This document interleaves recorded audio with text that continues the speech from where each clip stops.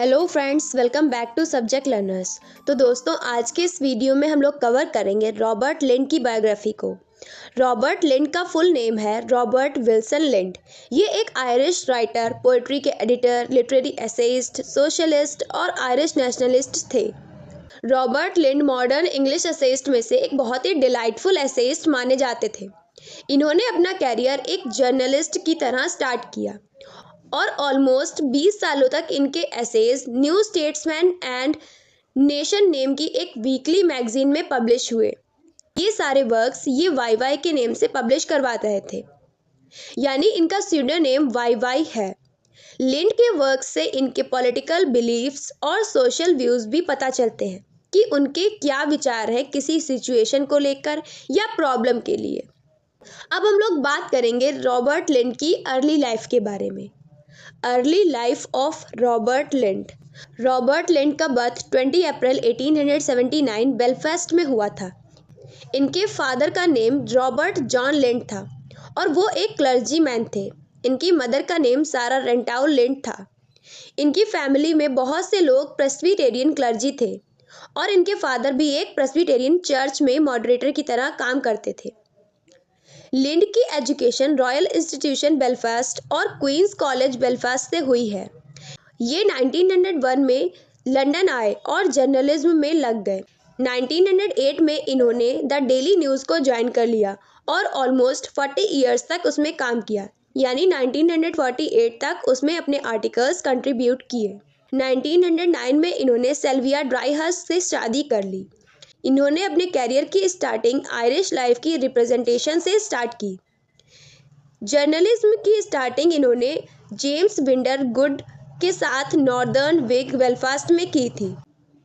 उसके बाद इन्होंने मैनचेस्टर डेली डिस्पैच को एक असिस्टेंट लिटरेरी एडिटर की तरह ज्वाइन किया। अब हम लोग बात करते हैं इनके लिटरेरी कैरियर के बारे में। Literary career of Robert Lynd. Lynd ने अपने कैरियर की स्टार्टिंग जेम्स विंडर गुड के साथ एक जर्नलिस्ट की तरह स्टार्ट की। सबसे पहले इन्होंने ड्रामा क्रिटिसिज्म लिखे टुडे नेम की मैगजीन के लिए और उन्हें एडिट करते थे। इन्होंने डेली न्यूज़ के लिए भी वर्क किया। डेली न्यूज़ के बाद द डेली क्रॉनिकल्स के साथ काम किया और उसका नेम द न्यूज़ क्रॉनिकल हो गया। इसमें लिंड ने लिटरेरी एडिटर की तरह 1912 से 1947 तक काम किया। न्यू स्टेट्समैन मैगजीन में ये अपने वर्क्स वाई वाई स्यूडोनेम से लिखते थे। C.H. रोब्स किंग्सले के अकॉर्डिंग लिंड के वीकली एसेज जो कि 1913 से 1945 तक पब्लिश हुए वो इररिप्लेसेबल हैं, यानी उन्हें बिल्कुल भी रिप्लेस नहीं किया जा सकता, उन्हें कोई भी रिप्लेस नहीं कर सकता। लंदन में जॉन मिलिंगटन सिंच के प्ले राइडर्स टू द सी में लिंड की प्रेजेंस ने इन्हें आयरिश नेशनलिज्म की तरफ अट्रैक्ट किया और 1912 से 1914 की द होम रूल क्राइसिस ने उन्हें और भी ज़्यादा रेडिकल यानी कट्टर बना दिया। अब हम लोग बात करते हैं इनके जर्नलिज्म के कैरियर के बारे में और जो अवार्ड्स इन्हें मिले। Journalism and awards. लिंड ने अपनी ज़्यादातर ज़िंदगी इंग्लैंड में ही स्पेंड की। 1901 में लिंड मैनचेस्टर चले गए जहां इन्होंने डेली डिस्पैच के लिए काम किया। क्योंकि इनका स्टाइल कुछ ज़्यादा ही फ्लारी मीन्स कॉम्प्लिकेटेड था, इसलिए इनको न्यूज़पेपर से निकाल दिया गया और तब लिंड लंदन चले गए। बाद में वो डेली न्यूज़ के लिटरेरी एडिटर बन गए। लिंड स्पोर्ट्स की दुनिया में भी काफ़ी एक्टिव थे और उन्होंने बहुत सी शॉर्ट स्टोरीज और एसेज भी लिखे हैं स्पोर्ट्स के ऊपर। बाद के सालों में लिंड को क्वींस यूनिवर्सिटी ऑफ बेलफास्ट से ऑनरेरी लिटरेरी डॉक्टरेट का प्राइज मिला। लिंड को 1928 की रॉयल सोसाइटी ऑफ लिटरेचर में सिल्वर मेडल मिला और 1932 में द संडे टाइम्स से गोल्ड मेडल मिला। अब हम लोग बात करते हैं लिंड की जब वो एक एसेइस्ट की तरह काम कर रहे थे। लिंड एज एन एसेइस्ट। लिंड सेंचुरी के सबसे चार्मिंग एसेइस्ट माने जाते हैं और अनयूजुअल ह्यूमर के एसेइस्ट मीन्स अनएक्सपेक्टेड कॉमेडी के एसेइस्ट थे लिंड। चार्ल्स लैम्ब और ईवी ल्यूकस के जैसे लिंड भी इंटरटेन करने के लिए लिखते थे। लिंड लाइट हार्टेड ह्यूमर के एसेइस्ट थे मीन्स उनके एसेज फनी और मज़ेदार होते थे। वो काफ़ी पर्सनल और ऑटोबायोग्राफिकल होते थे। यानी इनके एसेज बहुत ही ज़्यादा पर्सनल, यानी आपको लगेगा बिल्कुल कोई आपकी ही स्टोरी बता रहे हैं। और ऑटोबायोग्राफिकल यानी कि लिंड अपने बारे में कुछ बता रहे हैं। तो इसी तरीके से लिंड ऐसे लिखते थे कि आपको बिल्कुल वो फील हो जाता था कि आप कुछ फील कर रहे हैं अपनी लाइफ से रिलेटेड या लिंड की लाइफ से रिलेटेड। लिंड अपने रीडर्स को ध्यान में रखते हुए ही लिखते थे और हमेशा ये ध्यान रखते थे कि उनके और उनके रीडर्स के बीच कोई गैप ना रहे।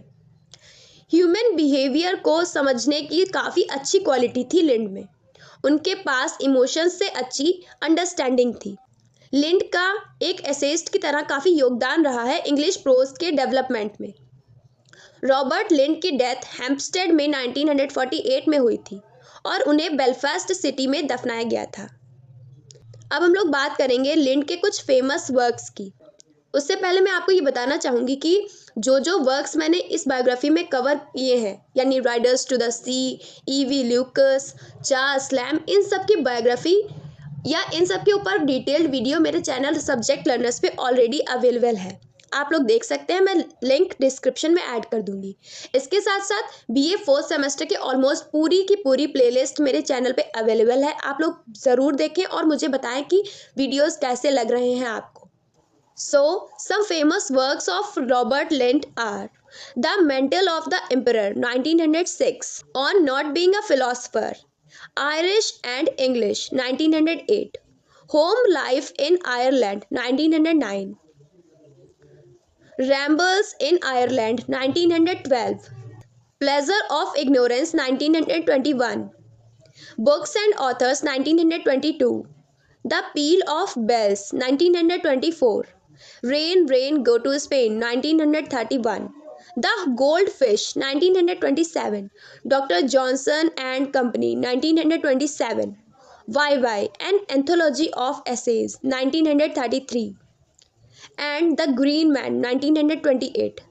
And this is it for Robert Lynd. I hope so ये वीडियो आपको अच्छा लगा होगा, इन्फॉर्मेटिव लगा होगा। Then don't forget to like, share and subscribe to my channel subject learners.